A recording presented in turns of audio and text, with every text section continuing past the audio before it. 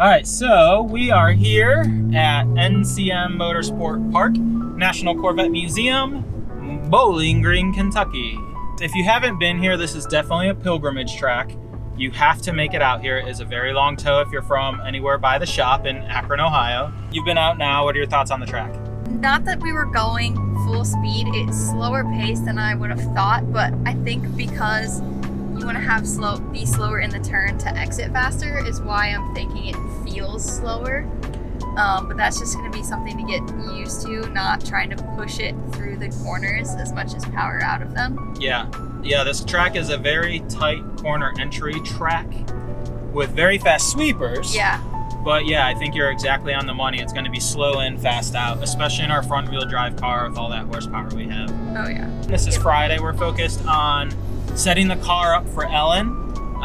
So I have been driving 10/10ths and we've been making subtle adjustments every session. And I think we're pretty close. So we've been playing with tire pressures, softening them up to work with the rotation and get it where we want. I think we're gonna add a smidgen back into the rear so that we can make it rotate when we want to. Did you take too much out of the back?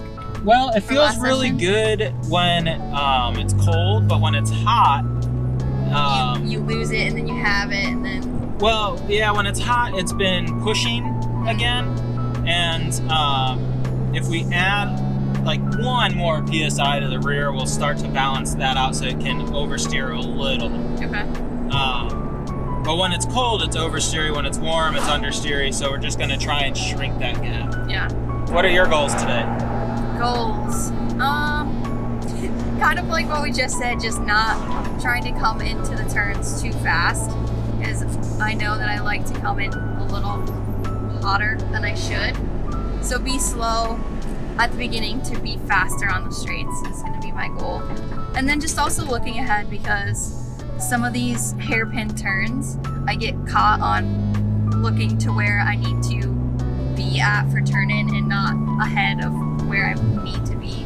Yeah, looking. That's a very good like self-observation too, is that this is a super look ahead track. Mm-hmm. I'm driving even just in the previous session, I'm driving, I'm like, wait, look up. Because I'm either like staring at the car in front of me. We were playing with a GT350, which was a lot of fun. But I'm like staring at the car in front of me and I kind of get a little wandery. I have to tell myself to look up and look at the track. Yeah. But like, that's good to have that recognition going in. Yeah, because you said it was easy to get lost, so I want to make sure that I'm not getting lost on track with how long the course is. But then also, I don't want to hit like the curbing too hard, because it seems like if you hit it even wrong in one little spot, like you can do some damage. Yeah, so the H&Rs are absorbing the bumps really well. And when you're back to flat earth, so I mean, you're hitting a jump right when you hit the curb, but as soon as the four wheels plant again, they are sticking it really well. But I agree with you. I don't think you need to be worried about, hitting curbs. I was doing that just to get a feel for, driving The at setup. 10/10ths. Yeah. Okay, so we got a good set of goals. My goal, dial in the car for a handoff to you tomorrow.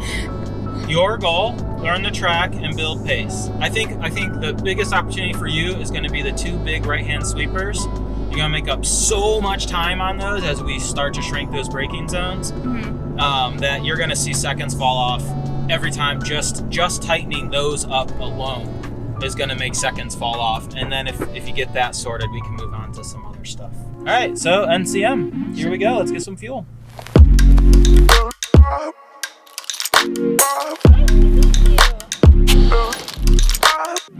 So NCM is a really curvy track with very fast right-hand sweepers where the car is going to four-wheel drift. And we don't want that traction control fuse to keep going off, so I'm going to pull it. And that will eliminate the car trying to catch itself in those slides. Should be better on the brakes, because this is a very fast track. I just need some pliers to get it. Where did you put the fuse? So everybody remembers 3 days from now when we go home, I put the fuse in the armrest. Our very scientific tech form. Looks pretty good.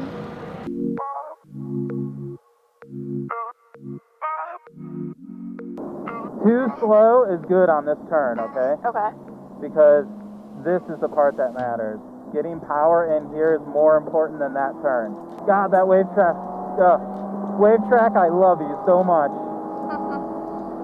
So here I'm gonna squeeze, add a little at the end, and then lift gently, okay? Okay. That's very slow through there. Gently squeeze brakes there. Yeah. You don't want to stab them because you're going to be on a load.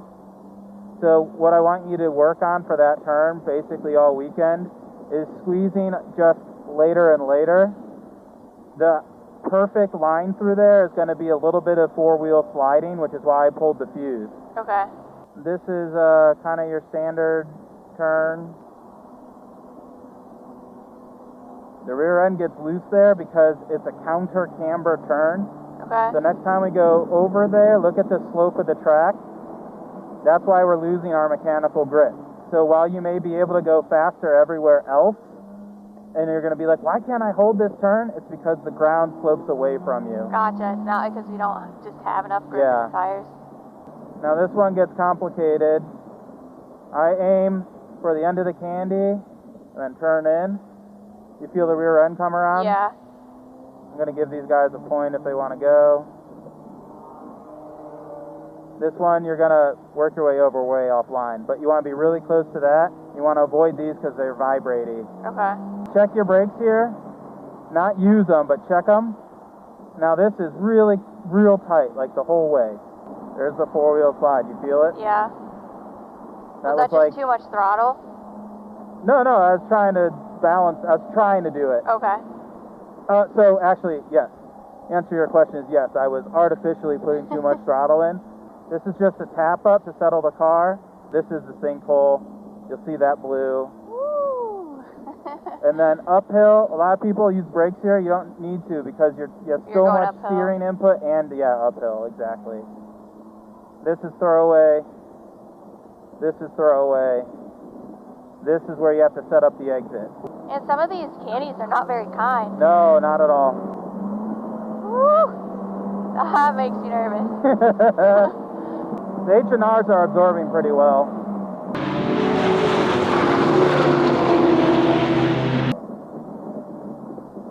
Too early on him. See? Ooh. Good call. Alright, talk back to me what you remember. Okay, so here, I think it's kind of intuitive. You kind of follow where the candies are, but you don't want to hit these ones because it'll upset the car. Hit kind of the blue and come track out, and then as this Porsche is doing, kind of track in. Up here is where you want to hit the brake a little bit as you come up over the hill, and then hit the brake harder. Yeah, that's just to make sure they're still there. So that's it. You feel that tap? Right. And then boom. And then hard brake and hold it in towards the grass. Yep. And then you'll come out, stay out wide, and then cut in here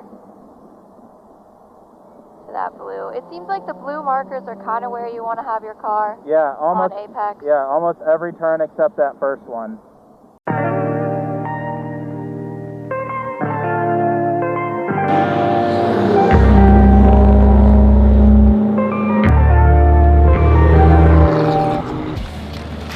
So like when you come out of here, like, 13, 14, like this is where the car gets really light because I felt it like here is where it wanted to dance.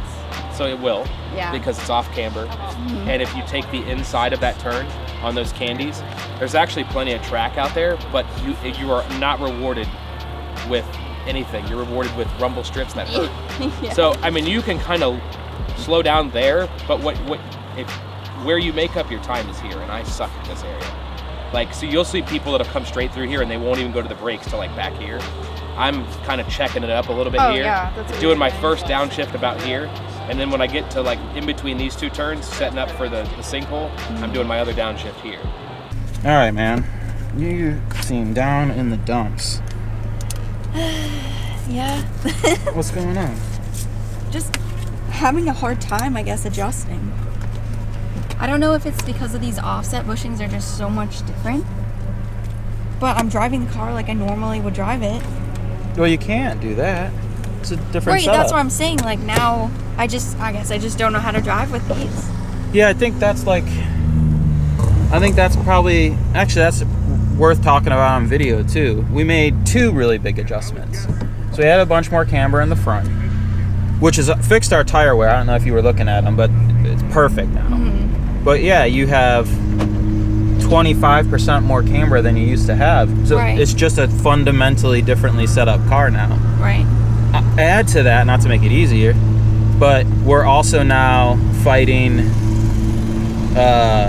brakes, right? Because we pulled the ABS fuse, so you just have old school brakes. All year you've had ABS, but they're already getting hot here. They won't survive if we put that fuse back in. Would you agree that we need more camber in the rear then to make up for the fact that we have so much in the front?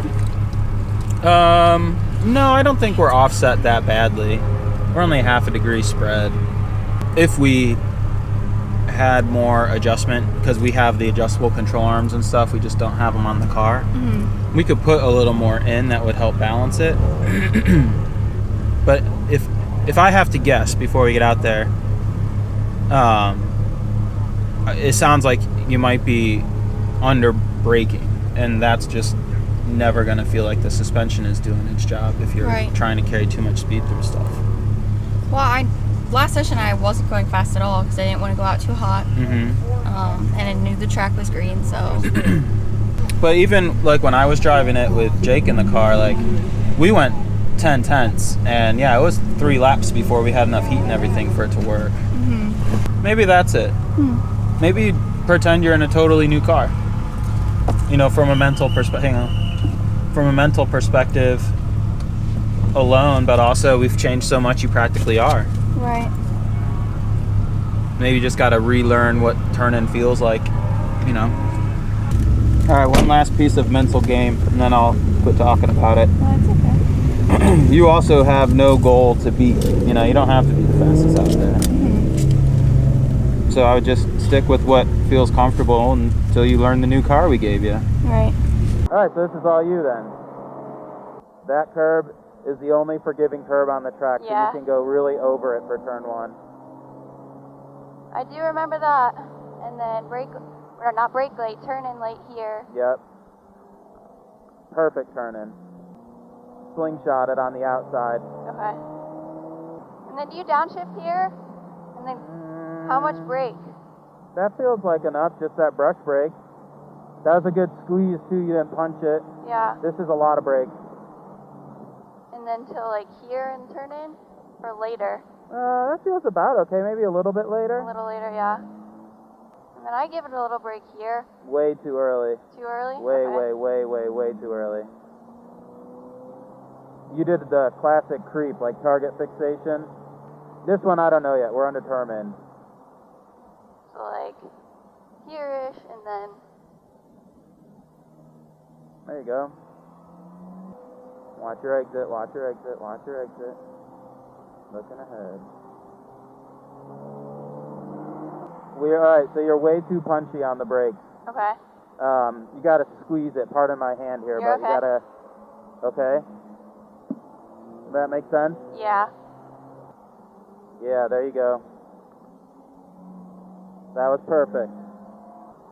There you go, yeah. That was perfect. So you squeezed into it, and you can squeeze it all the way firm. There just has to be a transition. It can't punch. So that was really good. Okay. That's already tightened this whole turn up. Late. Too early.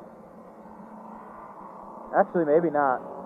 Forget what I Way too said. early brake or turn? No, I take it all back. That might have been just right in this front-wheel drive car. This you're a little too early on. You're making yourself diamond it too much. Okay. So I would avoid that inside curb and keep it on the outside and try that. Squeeze. There you go, good. Lift it. Gotta lift a little earlier. Okay. Lift a little earlier and with a smoother transition. That was good. Do that you just did back there. Be light on the brakes at the 5 mark and squeeze into them. There you go. Yes. Is that too much? Yeah, it was a little too much, Okay. but you got traffic and whatnot. for our flying lap a little too much, but that was the exact right way to apply the brakes there. Okay. Stay outside, stay outside. Especially in our front wheel drive car, that'll let you take angle out of the steering wheel. Okay. Just give it a squeeze after the one here. Ooh, he's braking a lot. Yeah. You were set up well. Yes. Okay, you're already adjusting really well to no brakes, or no ABS, I mean. I think you've got it. Nope, too early. What? Come off too early? Yeah, I think you want to rim shot this one too. Yeah. That was bad. You kind of followed the Miata in on his line. Yeah. Squeeze lift, way too much. There you go, yeah. That's not a braking zone, if that helps make sense. Okay. You're just slowing down for corner entry. So don't think of it like wow, that's weird to see on a racetrack. Yeah. Think of it as you're just shaving speed because you're about to change angle, right? It's not really a right-hand turn, it's a right-hand sweeper. Right. So you don't need as much brakes as you do for, say, a 90-degree right-hander. Hey, look at you, using some curves. Just a squeeze here, right? That's it. See, it's just like a sweeper. You don't want to put so much brake in that it changes your geometry. Right. He's coming in hot behind us. Yeah. Okay, so stay to the right side of the track, Okay. and let's see how that feels for you. Stay right. Now start pointing at your candies. And then what? Yeah, do your regular turn in. Kind of bogs down. Yeah. Alright, maybe diamonding it off is the way to go. You're still just drifting in a little too far left through that section. Not as much brake as I think, but... There it is. Good. Tighten up. Now loosen up. Yeah, that was good. A lot smoother. A little too much brake there. Okay. This is faster because it goes uphill. You see how we just went uphill? Right. You can go a smidge faster through there. Alright, that was pretty good. I think keep working on the squeeze and maybe use fourth gear. Yeah. On the, more of the straight That was stretches good. I have been, but not as much as I could be. Well, we're, getting you acclimated. I think you've cleaned up braking a lot just in those last 3 or 4 laps from where we started. Yeah, for sure. I'm gonna start on Friday. Yeah. You weren't registered to drive, which I think was okay because you didn't know the track anyhow. So we did some sighting laps. Yeah. Talked about brake zones. Yep. And to be fair, I've never driven a front wheel drive car here either, so I wasn't sure exactly where to put it for What a the few line turns. So we was, worked yeah. through that. I think that was all really good. I think there's still some opportunity to try new lines in the car, though. Yeah. See what's faster. Yeah, I think so too. I think doubly so. So we pulled the ABS fuse, which you would have saw earlier in the episode, and part of that is learning where the car wants to be now when traction control isn't keeping you in places, and that's more or less what your day yesterday was. Yeah, so once we pull the fuse, working on not stabbing the brakes so the brakes lock up.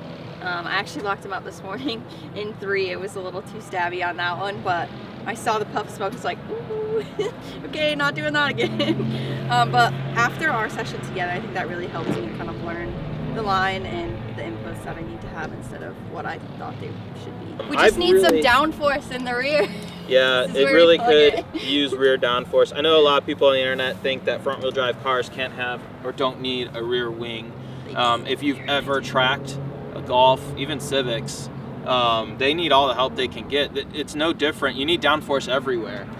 On a front wheel drive car, all your weight is over the front axle and your steering is over the front axle, so your rear is just floating. Just hanging Anything out. you could do to plant that would be better. I'm really excited for our full aero kit to come out for next year and to run a front splitter, wing, and diffuser, and just all of it. we also have that flat bottom kit. I mean, we should be generating.